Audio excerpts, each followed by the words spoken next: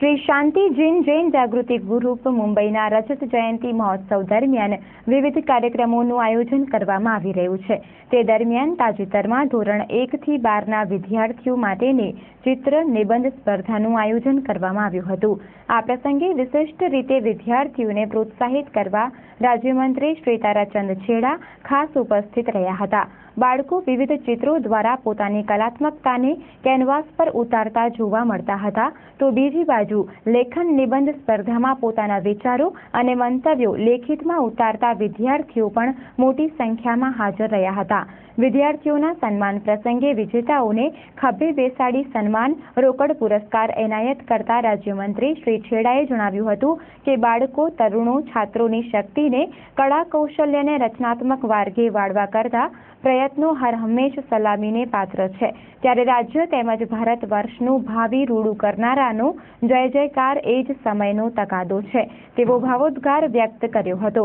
આ તકે મંત્રીશ્રીએ બાળકોમાં, છાત્રોમાં સ્વચ્છતા, સુઘડતાના સંસ્કારો સિંચવાને સમયનો સાદ ગણાવતા ચિત્ર નિબંધ સ્પર્ધામાં ગતિશીલ ગુજરાત, મહિલા સશક્તિકરણ જેવા વિષયો માટે ખુશીની લાગણી વ્યક્ત કરી હતી।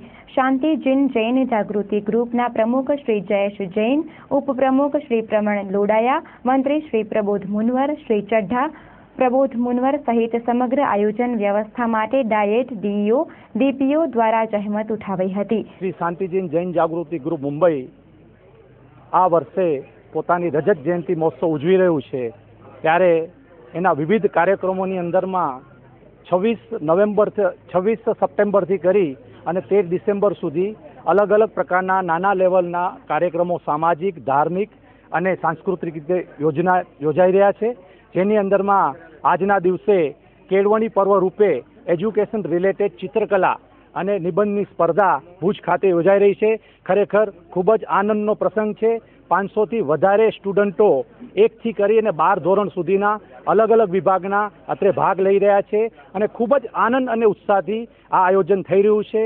આગળ શાંતિજીના બીજા બધા પ્રોગ્રામો, માનવતાલક્ષી પર્વ, સ્વચ્છતા અભિયાન, મેડિકલ કેમ્પ, ધાર્મિક શિબિરો, ક્રિકેટ મેચ અને ફાઇનલી કચ્છી વિસાવસ્વા જૈન મહાજન ભુજના સહયોગ સાથે 12 અને 13 ડિસેમ્બરે આજ ભુજની અંદરમાં ટીન સિટીની અંદરમાં ફાઇનલ મહાપર્વનું આયોજન કરવામાં આવેલ છે, જેની અંદરમાં વિશેષ રૂપથી સમૂહ લગ્નોત્સવ ઉજવવામાં આવશે।